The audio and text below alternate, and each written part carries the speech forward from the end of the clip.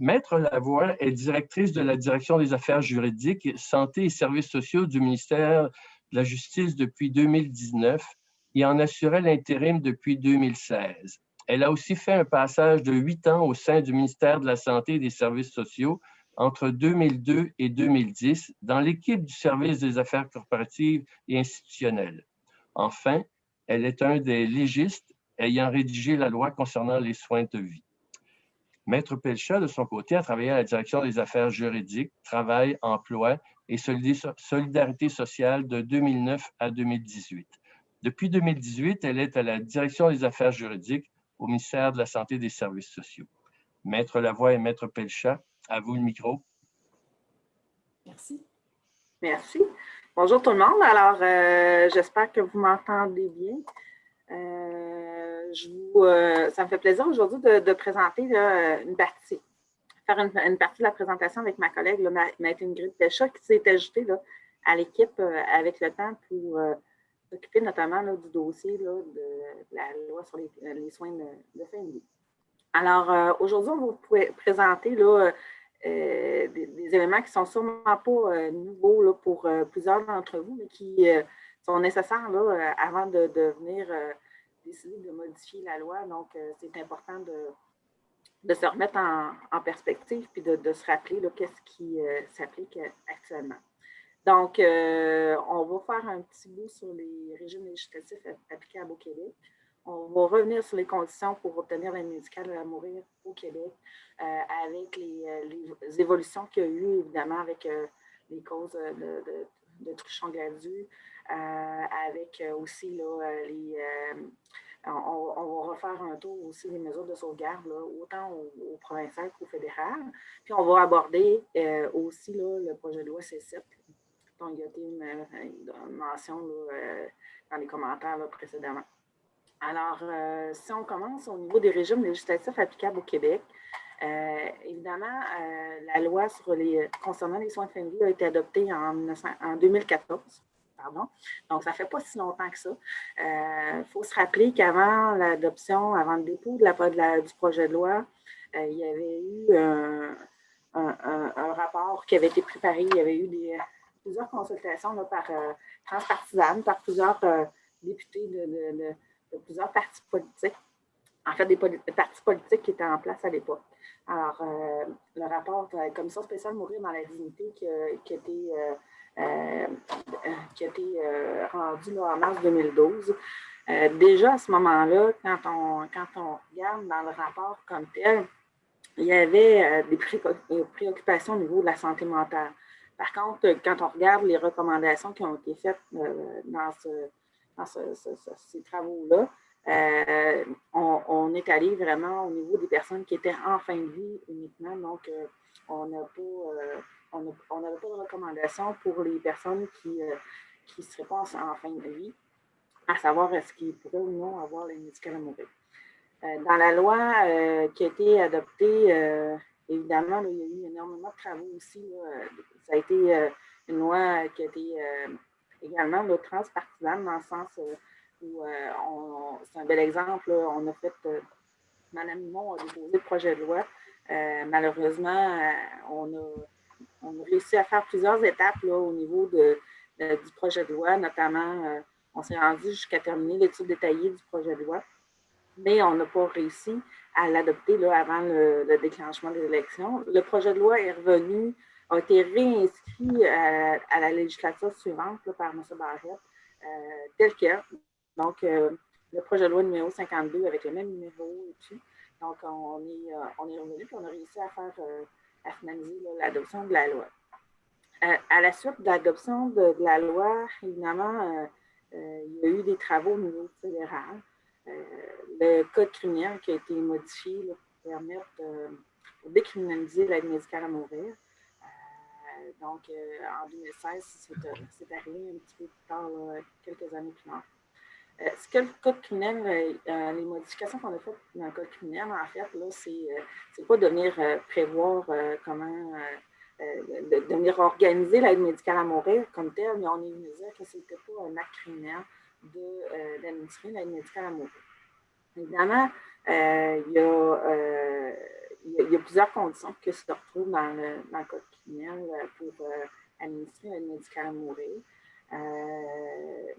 Donc, il y a des conditions qui se sont ajoutées à celles qu'on avait dans la loi provinciale. Entre autres, plusieurs éléments des mesures de sauvegarde là, que ma collègue Aide Pacha va présenter tout à l'heure. C'est sûr que la façon qu'on l'applique maintenant, c'est tout simplement de dire, bien, on applique la loi du Québec et on ajoute les mesures qui sont plus contraignantes là, qui sont prévues dans le code criminel. Alors, on va y aller un peu plus en détail avec les fameux critères. Je vais laisser la parole à ma collègue Maître Pacha pour la suite. Merci, Maître Lavoie. Alors, j'espère que vous m'entendez bien aussi. Je vais vous parler des conditions d'admissibilité à l'aide médicale à mourir dans la loi concernant les soins de fin de vie en premier. Puis en deuxième, je vais aborder celles qui sont dans le Code criminel, mais c'est bien important de préciser que c'est celles du Code criminel aujourd'hui, le 14 décembre. C'est important de souligner la date parce que dans les prochaines semaines, il est possible, jours, semaines même, il est possible que les conditions qui sont prévues au Code criminel changent, considérant qu'il y a actuellement le projet de loi C7 là, qui est à l'étude par le Sénat. Mais je ne peux pas vous présenter aujourd'hui des conditions d'admissibilité autres que celles qui sont actuellement rédigées parce qu'on ne peut absolument pas présumer de ce qui va être adopté. Est-ce que ce sera le projet de loi tel quel? Est-ce que ce sera le projet de loi dans une autre version? Ou est-ce que ce ne sera pas adopté du tout? Donc, ça rend la présentation d'aujourd'hui un petit peu plus complexe, là, mais très circonscrite dans le temps. Alors, je vais aborder les conditions prévues dans la loi concernant les soins de fin de vie. Une personne doit satisfaire à toutes les conditions suivantes pour être admissible à l'aide médicale à mourir. Elle doit être assurée au sens de la loi sur l'assurance maladie. Elle doit être majeure et apte à consentir aux soins. Elle doit être atteinte d'une maladie grave et incurable. Puis je note à cette condition que le législateur de l'époque n'a pas cru nécessaire, du moins, en fait, et je ne présume de rien là, pour quelle raison que ce soit, de faire une distinction entre maladie mentale ou maladie physique. La maladie doit être grave et incurable, c'est les qualificatifs qui ont été déterminés. La situation médicale de la personne doit se caractériser par un déclin avancé et irréversible de ses capacités. Et elle doit éprouver des souffrances physiques ou psychiques constantes, insupportables, qui ne peuvent être apaisées dans des conditions qu'elle juge tolérables. Je viens sur la condition du paragraphe 3, être en fin de vie. Alors, je l'aborde rapidement parce que je vais y revenir plus tard. Là. Comme M. le ministre Dubé l'a dit dans son allocution, en fait, je me suis fait un peu scooper, là, mais je pense que vous étiez pas mal tous déjà au courant que la condition d'être en fin de vie est rendue inopérante depuis le 12 mars dernier, depuis que le jugement Truchon a été rendu Truchon comme procureur général. Je vais revenir un peu plus tard.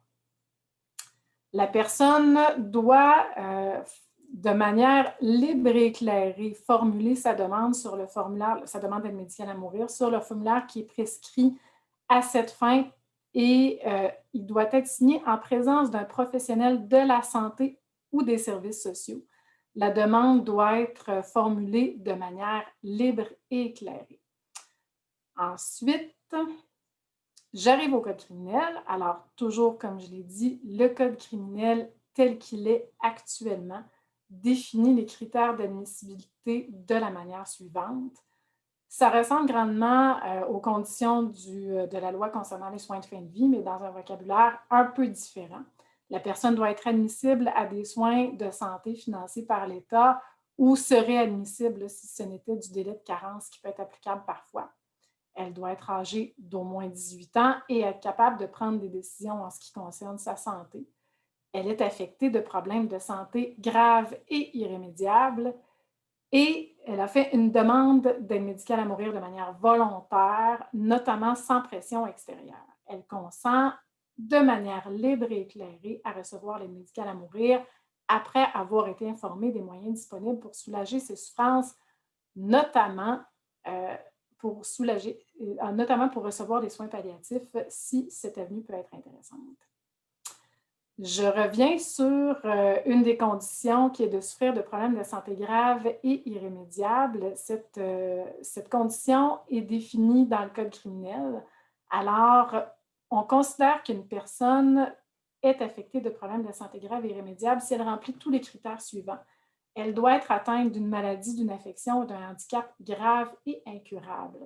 Encore une fois, ici, là, je souligne qu'il n'y a aucune distinction à l'heure actuelle dans le Code criminel sur la maladie mentale ou la maladie physique. La situation médicale de la personne doit se caractériser par un déclin avancé et irréversible de ses capacités. Sa maladie, toujours sans distinction, son affection ou son handicap ou le déclin avancé et irréversible de ses capacités doit lui causer des souffrances physiques ou psychologiques persistantes qui lui sont intolérables et qui ne peuvent être apaisées dans des conditions qu'elle juge acceptables. Et sa mort naturelle est devenue raisonnablement prévisible compte tenu de l'ensemble de sa situation médicale, mais sans pour autant qu'un pronostic ait été établi quant à son espérance de vie. Là, concernant ce dernier critère, alors la grande complexité à l'heure actuelle, c'est que ce critère est encore applicable, mais pourrait ne plus l'être dans les prochaines journées, semaines, pour plusieurs raisons, en fait pour 2 raisons principales, là, concernant le jugement Truchon contre le procureur général ou concernant le projet de loi C7. Je vais aborder les 2 sujets dans les diapositives suivantes. Alors, rapidement, le jugement Truchon contre le procureur général du Canada a été rendu par la juge Beaudoin le 11 septembre 2019. Je tiens à vous en parler, non pas sous le volet de l'angle des droits et libertés de la personne, mais plutôt sous un angle qui est encore applicable au niveau des conditions d'admissibilité à l'aide médicale à mourir. Ce sont les exemptions individuelles qui peuvent être demandées par les personnes qui ne sont pas en fin de vie, des exemptions individuelles judiciaires. Donc, brièvement, là, ce jugement vient dire que la condition d'être en fin de vie, le critère d'être en fin de vie et celui de mort naturelle devenu raisonnablement prévisible, qui était prévu au Code criminel et à la loi concernant les soins de fin de vie, ont été déclarés inopérants par la Cour supérieure parce qu'ils contrevenaient à certains droits protégés par la Charte canadienne des droits et libertés et que ces contraventions ne pouvaient se justifier dans le cadre d'une société libre et démocratique. Évidemment, j'aurais besoin d'au moins 1 heure de plus là, pour aborder le sujet de la contravention au droit. Alors, ça pourrait être le sujet d'une autre présentation si jamais c'est le cas, mais pour l'instant, je vais me concentrer, comme je vous disais, sur les demandes d'exemption individuelle. Alors, la juge Beaudoin, qui a rendu ce jugement-là, a quand même accordé au gouvernement du Québec et du Canada un délai de 6 mois avant que ces 2 critères deviennent inopérants pour que les gouvernements qui sont affectés par cette décision-là, parce qu'il y a des critères de la loi qui ne s'appliqueront plus, puissent concevoir des lois qui respecteraient les paramètres du jugement si c'est nécessaire. Alors, comme je vous l'ai dit plus tôt, le critère de fin de vie, lui, est devenu inopérant le 12 mars à la fin de ce délai de 6 mois qui avait été accordé, premier délai par la juge Beaudoin. Quant à lui, le procureur général du Canada a effectué une demande pour prolonger ce délai. Une première demande qu'il a obtenue jusqu'au 11 juillet 2020. Cependant, la juge Beaudoin, qui a permis que ce délai-là puisse être accordé, qu'il l'a accordé en fait, a aussi permis que les personnes qui satisfont à l'ensemble des conditions et mesures de sauvegarde prévues au Code criminel relatives à l'aide médicale à mourir, à l'exception, évidemment, que leur mort ne soit pas raisonnablement prévisible, que ces personnes-là puissent s'adresser à la Cour supérieure pour obtenir une autorisation judiciaire pour obtenir l'aide médicale à mourir. Alors, évidemment, ces autorisations-là valent pour le délai qui était accordé. Mais pourquoi elle a fait ça? Eh bien, c'est parce que, oui, c'est possible que le législateur fédéral ait besoin d'un peu plus de temps pour préparer sa loi, mais à partir du moment où un délai supplémentaire est accordé, ça brime toujours les droits des personnes qui désirent obtenir l'aide médicale à mourir et dont leur mort n'est pas raisonnablement prévisible. Accorder à ces personnes le droit de se présenter devant un juge pour demander une exemption individuelle va permettre d'atténuer le tort considérable que ce nouveau délai peut leur causer. Le procureur général du Canada a dû effectuer une autre demande de prolongation de délai qu'il a obtenue jusqu'au 18 décembre prochain. Alors, toujours sous les mêmes motifs et toujours en permettant des demandes judiciaires d'exemption individuelle pour les personnes pour qui la mort n'est pas raisonnablement prévisible et qui désirent obtenir l'aide médicale à mourir. Ici, ce sont les motifs du juge Bachand qui a entendu cette deuxième demande de prolongation de délai, en fait, qui vient justifier là, le délai accordé par la COVID-19 notamment, là, et toujours encore une fois pour les demandes d'exemption individuelle pour éviter que ces personnes souffrent de ce nouveau délai accordé. Les mesures de sauvegarde. Alors, dans le Code criminel et dans la loi concernant les soins de fin de vie, il y a des mesures de sauvegarde qui sont prévues, qui sont en quelque sorte des remparts pour tenter de prévenir les erreurs et pour protéger les personnes les plus vulnérables à l'encontre d'un geste aussi important et irréversible que l'administration de l'aide médicale à mourir. Alors, je vais vous présenter les mesures de sauvegarde qui sont, rapidement, je vais les survoler, là, celles qui sont prévues à la loi concernant les soins de fin de vie et celles qui sont prévues dans le Code criminel, toujours aujourd'hui, en date du 14 décembre, pour les raisons que je vous ai exposées plus tôt. Les mesures de sauvegarde, là, sans vous en faire une lecture complète, visent à s'assurer que l'aide médicale à mourir soit administrée dans un contexte où la personne qui requiert le soin répond toujours aux mêmes conditions d'admissibilité qu'au départ, que la demande ait été effectuée de manière libre et éclairée, sans pression extérieure, et que ce soit toujours la volonté exprimée par la personne qui s'apprête à la recevoir. Donc, ça veut dire qu'il faut que la personne réitère là, son consentement à recevoir le soin juste avant de le recevoir.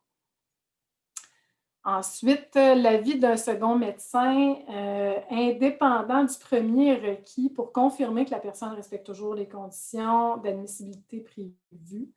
Je passe rapidement là, sur les diapositives parce que je vois le temps qui file et en fait, c'est ça, je vous invite à lire l'article 29 de la loi concernant les soins de fin de vie et l'article 241.2 du Code criminel pour en faire une lecture plus attentive. Là. Notamment dans le Code criminel, il faut qu'un délai d'au moins 10 jours francs se soit écoulé entre le jour où la demande a été signée par la personne ou que l'administration de l'aide médicale à mourir se fasse, là, ce qui est une exigence du Code criminel qui n'est pas dans la loi concernant les soins de fin de vie.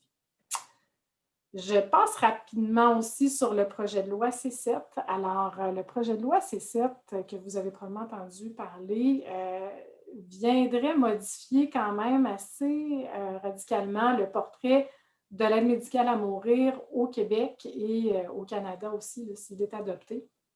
Donc, comme je l'ai mentionné plus tôt, je ne peux pas présumer de l'adoption de ce projet de loi-là, ni de s'il va l'être dans sa version actuelle.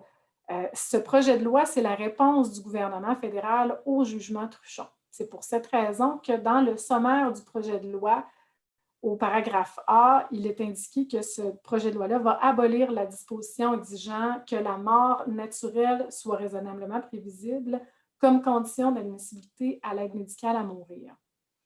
Ensuite, un des grands changements de ce projet de loi-là, c'est de venir préciser que l'aide médicale à mourir ne serait pas permise lorsque la maladie mentale est la seule condition médicale invoquée. Dans son préambule, le gouvernement fédéral vient préciser que la loi en entier doit être vue durant, en fait, c'était durant l'année 2020, mais considérant, je pense, le contexte de la pandémie, considérant le contexte des élections aussi, le gouvernement fédéral n'a pas été en mesure de pouvoir procéder de la sorte cette année.